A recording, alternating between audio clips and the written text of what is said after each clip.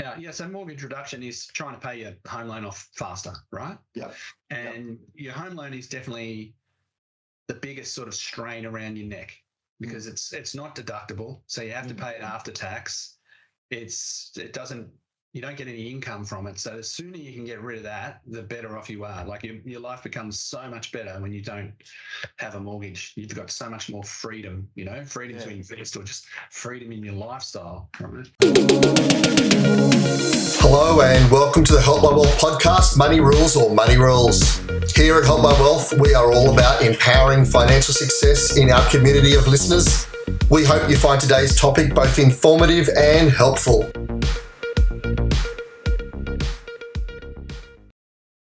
Hey, and welcome back to the podcast, Money Rules, Money Rules. I'm your host, Stephen Logan, and today I have with me Matt Ivers. We're going to be talking about how to use residential property to reduce your home mortgage. Matt has been a mortgage broker and a property investment advisor for 25 years, so he comes with a bit of experience, and I'm looking forward to having a chat with him about this subject. But before we jump into it, Matt, thank you for coming along. My pleasure. Thanks for having me, Steve. So mortgage broking, going into property investment advisor. Tell us, how did that happen? What was the role there? I as a mortgage broker, I ended up sort of with a lot of investment clients, so I sort of naturally ended up specialising in the property investment side of it. So I did that for about 15 years, and then a bit of a combination. Maybe it needed a change, but also I could see that the property investment space wasn't really serving its purpose. It was a bit disorganized, a bit dysfunctional. It seemed to be more sort of a real estate game rather than an advisory game. So I thought we could improve on that and put a bit of structure around it, similar to what we do in the mortgage broking space. And it's been good. It's been good. Yeah. I think in the past when I've talked to you, it's a bit like, back in the day, choosing a residential property was almost like getting a map and throwing a dart at a wall and going, yeah, that looks like a good spot. And you really wanted to bring that robust data in to say, no, why are we choosing this location? Why are we choosing this property? Really go through and have good evidence to back that up. Yeah, definitely, Steve. I think a lot of people sort of have their contacts with property stock and tend to lean into those areas rather than actually taking a macro sort of view and saying, well, where should we be and what type of stock should we have in that market? It's definitely data driven, very, very similar to what we do in the mortgage space. Obviously different, but similar. We look at the numbers and work out where to be. And I think, you mentioned something there about stock and, being a bit more almost like it's, selling real estate. And I think that's the difference between a good property investment advisor and someone who's just trying to sell stock. I know that for yourself and for myself as a property investment advisor, we don't have stock. It's not like we've got a list of 10 houses that we're trying to offload onto somebody. And I think that's the big difference between a property investment advisor who's doing the right thing and a property investment advisor who's just trying to get any property for their client. Correct, mate. Well, the industry, it's like a real estate agent. His role is to look after their vendor, so that's the person who owns the property and who's selling it. Whereas an advisor's role is to look after the client, and so they're conflicted. If you're representing the vendor and the client, you're not really an advisor. So we don't obviously list stock. We just advise on the stock. Yeah, exactly. So look, today, there's a lot in property investment advice, but today we're going to specifically talk about how you can actually use your investment property to be able to, pay off or reduce your mortgage on your home. And I know that's a bit of a touch point for you. It's a key thing for you. It's one of the things you love to do with your clients. So I thought to start off with, it'd be a good idea just to start with the basics and explain, what home equity is, because we're going to go into that. So for those of you that aren't aware, equity is really the difference between the market value of your home, or what the bank sees as the market value of your home, and the outstanding balance of the mortgage. Now that could be, 100,000, 200,000, it could be 500,000. It just depends on how long you've had that property for and how long you've been able to pay off that property. So Matt, what do you find is significant in regards to home equity and how we can actually tap into that? Well, it's probably a lot of people don't understand. They probably look back and go, how come that person's got 3 investment properties? How can they afford to do that? And it's because they've got equity in their home.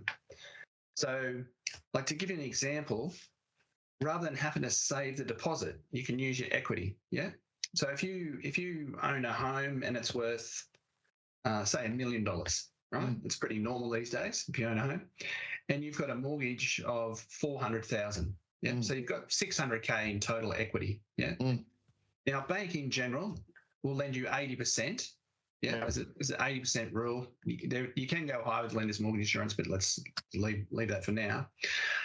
So if you've got a 400K mortgage, then you can borrow 800 against it. So you've got $400,000 to put down as a deposit on investment properties, and that's how they do it. It's a leveraging the bit of the home that you own to pull out a deposit and to go again.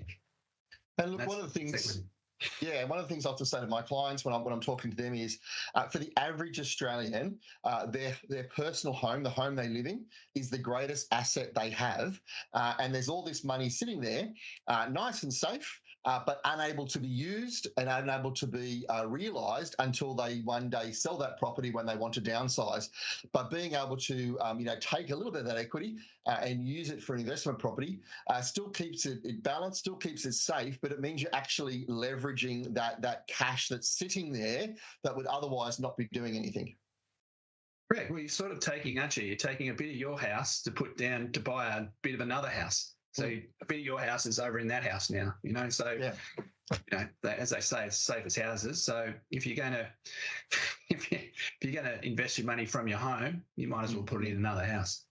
Yeah, well, I tend to find people, it'd be very rare for someone to want to use that equity to invest in, say, the share market or something else. You'd have to be, very professional and very good at doing that to really know that you feel safe enough to do that. Whereas taking a little bit of equity from your home to purchase investment property, you're getting a home for a home, and most people feel quite safe and comfortable to be able to do that. And obviously the bank feels very safe and comfortable to let you do it, because that's part of the things that, part of the rules they've set up to allow that to happen.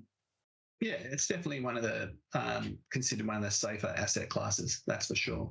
And so what I find, mate, is once people sort of understand that, the next sort of fear they have is, well, I've already got a mortgage, and I'm forking out a few $1,000s a month. I can't do that twice, right? So if you're a first-time investor, you don't really understand, but actually the second one's so much easier, because you've got your rent, you've got tax deductions, and rather than it costing you, potentially a few $1,000s a month or more, 6,000 if it's depending on the price a month, it may only cost you $100 a week. And it's possible that it might even make you $100 a week, and that's what people don't really know until they see those numbers. Yeah, and look, I found, when we had low interest rates, a couple of years ago, my clients that were getting into investment properties were actually cash flow positive. They're actually making money, whereas now in high interest rate environments, they've got to put a little bit in themselves. But as I've said to them, as interest rates come down over time, as rent increases over time, that $100 a week is very quickly going to become $50 a week, $25 a week, and then it will start being cash flow positive from there. So really, in the end, it's just a time game. It's saying, are you able to afford this much per week, for this next period of time until the property gets to a point where it's cash flow positive? Correct. Yeah. So everyone sort of talks about negative gearing, but the actual game is for it to be positively geared, to make the money.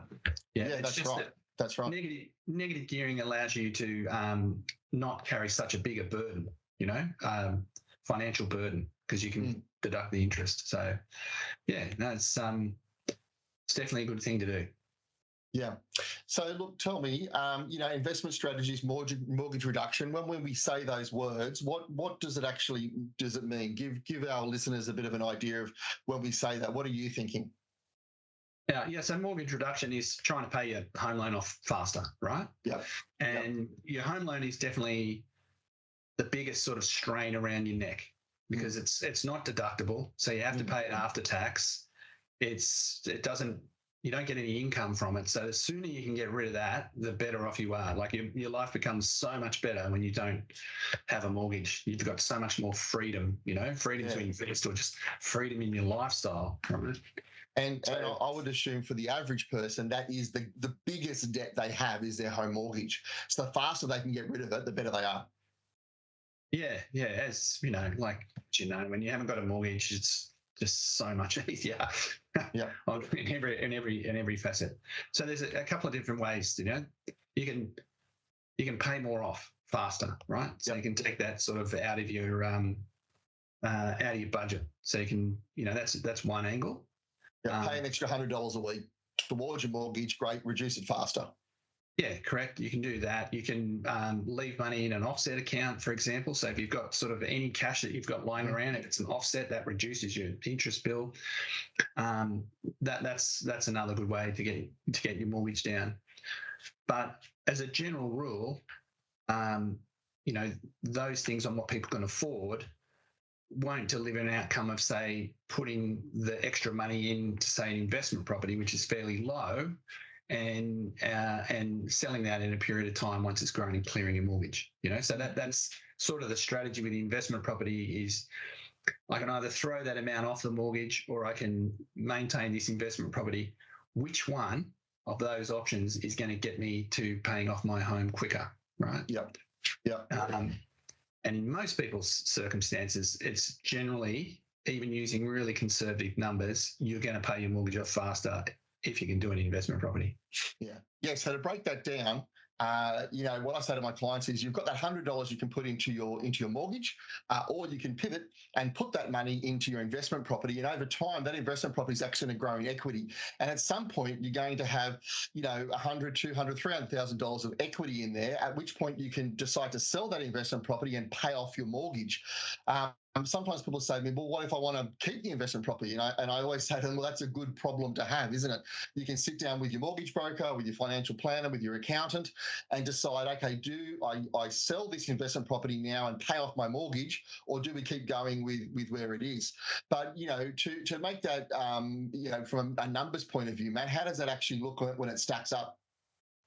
Yeah, man, that's a really good point. Like what you want is, if you've got that property, is you've got a choice, right? You've got a choice to clear that mortgage, I would definitely, when people come to me on whether they should sell it or not, we just have a look at what's going into the market. Because if you might have a couple of $100K there, but if that market's taking off, you'd want to wait because you might end up with double that.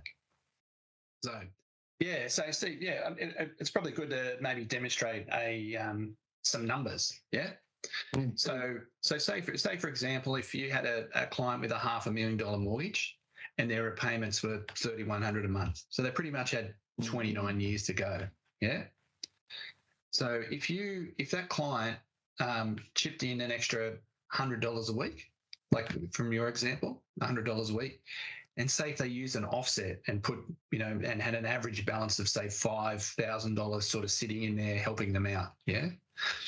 And say even if we got them a better rate, right? So say they were paying 6.2 and we got them a 5.9 rate, but we use the benefit of that lower rate and sort of up the repayment. So they're the sort of three things you can do from a cash flow perspective.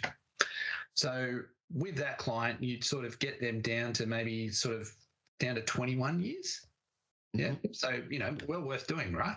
Like you've just knocked off, close to 8 years from $100 extra and just leaving some money in an offset. Yeah. But say if you use that $100 on a property, that was negative geared. The one I've used here is sort of $76 a week contribution. And that grew at 4%, right? So you and I know. Which is the average. Yeah, well, it's conservative, right? It's probably conservative. So if at 4%, so 1% above inflation, yeah, 4% is what I sort of model to be conservative. Then for that client, including paying any capital gains tax, they would be able to pay off their mortgage in 13 years. Yeah, so big difference. Big difference. So same sort of cash flow, but almost, I don't know, nearly half the time. Yeah. And if you pick a property, and this is why, people in our game do what we do, we try to pick the ones where we get the higher capital growth. But if it went from 4% to say 5% on average, you'd be down to 11 years. And if if you did really well and did 6%, you'd only need 9 years and it'll be gone. The mortgage would be gone. Same cash flow, but so that's why people often elect to do an investment property, because it can deliver a quicker result. And look, that's not even taking into the figures of, like we mentioned before, you might start off by putting in $75 a week, $100 a week, whatever it is, but eventually, interest rates will change, rents will go up, and it gets to the point where there's actually, you might be making $50 or $100 a week from the rent, and then that money can actually be moved straight into your mortgage as well. Yeah, correct. Well, as you know, mate, before rates went to 6%, we were doing lots of properties that were positive year from day one. So you just use that excess money straight off the mortgage, Yeah. And to be honest, like, our clients didn't really sell them to pay down their mortgage, because it's paying down their mortgage from the cash flow perspective, even with these higher rates now, right? But, that's right. But yeah, this is pretty conservative approach here, and it's definitely worth considering for a client if they can afford it. So Matt, those numbers are great, but a question, the numbers you're running through, what program are you actually using to do that, and how can our listeners and clients actually get access to that? Yeah, so I'm part of our, the peer system that us property advisors often use. Mate, they've built a mortgage reduction, or I think they call it the mortgage optimizer.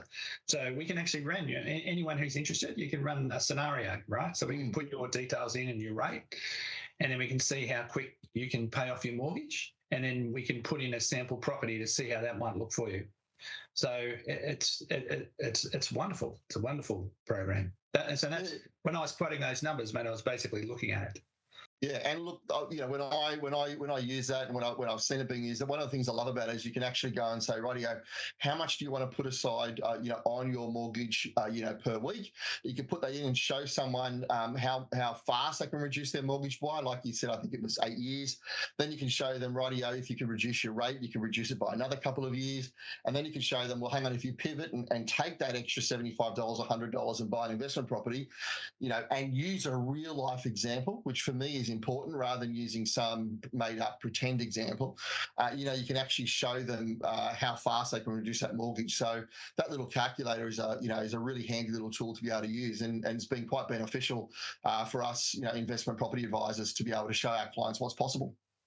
Yeah, no, it's great, mate. Like, you can see, and you can make an informed decision, that's our job. That's what we want, exactly. Yeah, mate. So yeah, if anyone is interested, we can, you can contact Steve and he can run you through it. Yeah. And, I found that giving people choice is what's the great thing in that situation. You can go, okay, do I keep the investment property? Do I sell the investment property? Am I happy with the rent money that's actually now coming across and actually going off the home loan, or what do I want to do?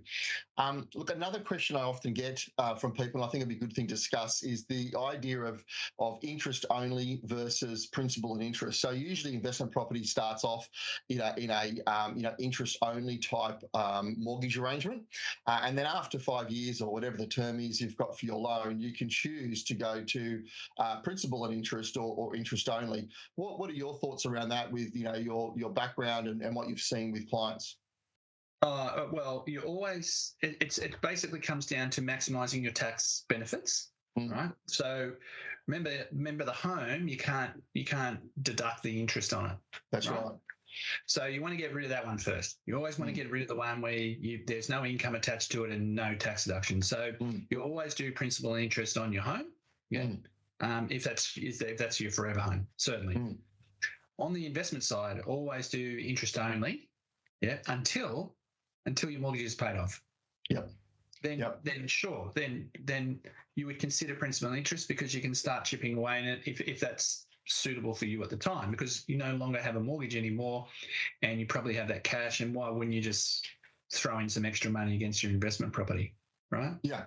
Yeah, that's right. That's right. And look, I had a great example of someone we put in. At that time it was probably maybe 9 years ago now, and the place cost them under $500,000, and it was in a really good area, and they were able to ride a really good wave. We picked really well, and that place is worth over $1 million now. And I was talking to them when they went into another investment property, and they were like, going, oh, should I go to principal and interest or stay interest only? And one of the things I said to them was, look, that house is was, I think it was 480 something or other, and I said, it's still, you still owe that amount of money. You haven't paid it off, but it's doubled in value. Are you upset by that? And they're like, no, that's absolutely fantastic. I go, okay, so you've been able to use all that extra cash to pay off your home, and your investment property is still doing extraordinarily well, even without you, doing the principal and interest. So it worked out quite well for them. Oh yeah. So no, that's a very common story, mate. And as you know, like, I know this is not about what's going on in the market, but there's nothing indicating that won't happen again. Yeah. Right? There's nowhere near enough stock in Australia currently, with 150,000 houses short per annum at the moment, right? Yeah, and we're heading towards a massive housing crisis and a massive rental crisis very, very quickly. And we can already start to see some of that happening now, with people even in good and well-paying jobs finding it very hard to find rent to be able to, or rental places to be able to move into. I always say, if we can sort of keep in that bell curve, in that affordability line, you don't want to get an investment property where the rent is at the really high end of the market. You don't want an investment property where the rent's at the really low end of the market. You really want to try and keep your rent in that area, and your investment properties in that area where the majority of people are looking for rent. Definitely. And see what the media tend to be a bit hard on investors, right? But really, in Australia, the only people that provide housing are mum and dad investors, right? That's right. That's who it is. So if you're an investor out there and you're thinking that, I think I'm in a good position, I can afford this, like, you will seriously be doing a family a big favour by doing an investment property, especially if you build one, because you're adding to the supply. You'll get better tax deductions, and you'll put a roof over someone's head, because we're going to need them. Yeah, especially as you said, as we head towards 2050, that crisis is going to become more and more apparent. And I think even at the next election, housing is going to be one of the key points that people are going to be talking about. When politicians are deciding on what are they putting forward as to why you should elect me this year.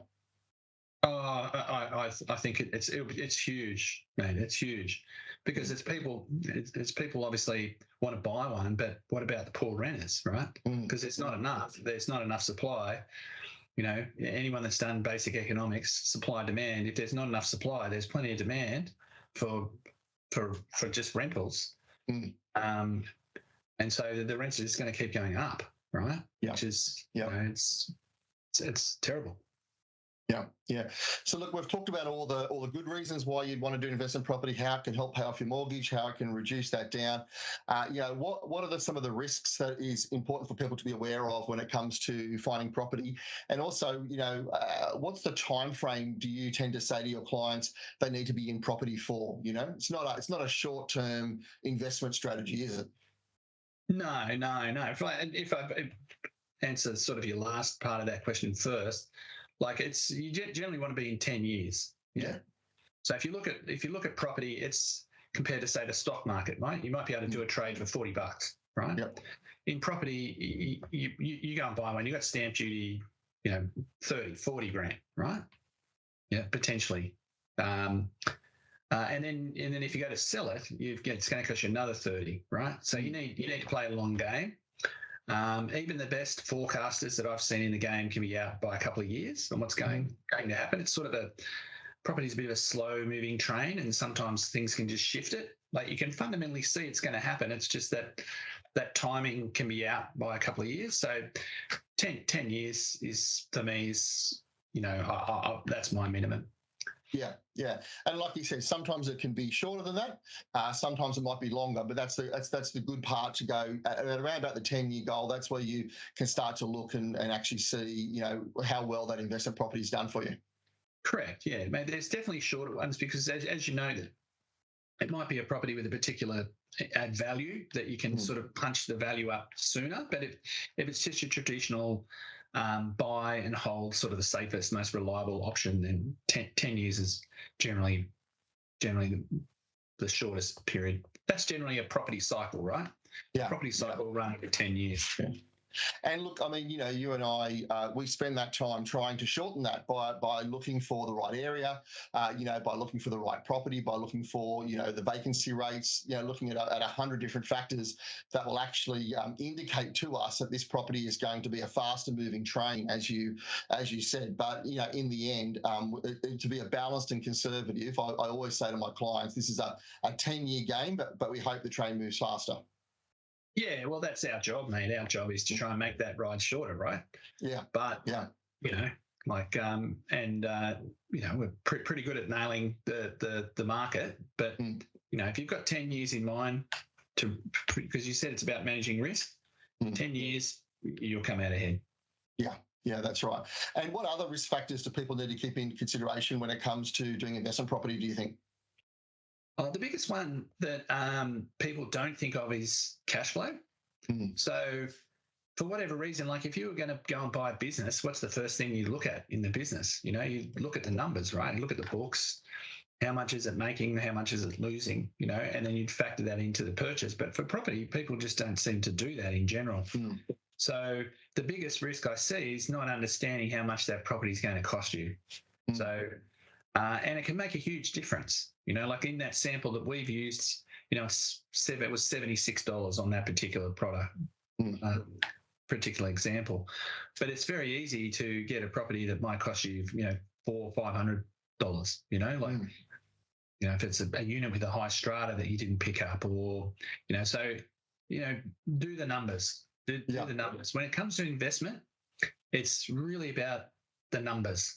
Look at the numbers, look at the data, what's trending, just purely focus on that. And there's a slight emotional aspect to it. Like, does someone want to live there?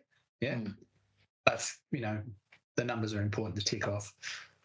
And look, I know when I do, my profit analysis and on the property and so forth, putting all those factors into it is really important. Putting in your rates, putting in the cost for an accountant, putting in the cost for a real estate agent to be renting it, make sure you've got all those factors in as much as you can, so that you can say, we're pretty confident that this number is the number. Even putting in vacancy rate, and saying, right, let's assume the place is going to be vacant for 3 or 4 weeks a year,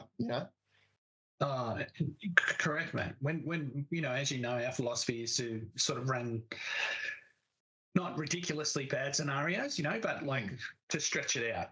This to have more costs in there, because if it's stress tested, right, and the person can afford it, then they're going to be fine.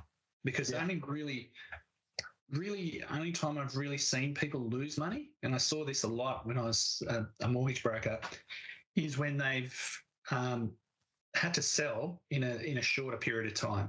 That's when you generally lose money. As long as you can stay in the market for an extended period, but it's when people have sort of overstretched themselves or bought poorly, and then they have to get rid of it from a cash flow perspective, that they usually lose money. It's very rare for someone who's been in a property for 10 years that they lose any money. Like, they generally make a lot of money. And look, I had a client say one time, why are you being so conservative and showing me really high interest rates that are never going to happen? Are you trying to convince me not to do this? And I said to them, no, not at all. I said, but I don't want to be that sort of, if I want to be a property investment advisor rather than just someone's trying to sell you something, I want to be able to show you what would happen if it hit 8% interest rate, compared to only showing you 3 and 4 and 5% interest rates, just showing you the best scenario. I want to show you what's a bad scenario. I want to show you what's a good scenario, so that you walk away going, rightio, no matter what happens here, I'm aware of it and I feel confident and I feel happy with where I'm at. Oh, it's very true, mate. Like you just take the last cycle when we were down at 2% and went to 6, right? So we would stress tested everyone to 6, right? That's right. So so they're all okay, right? Yeah. Yeah, and at the time they're going 6%. It's never going to hit 6%.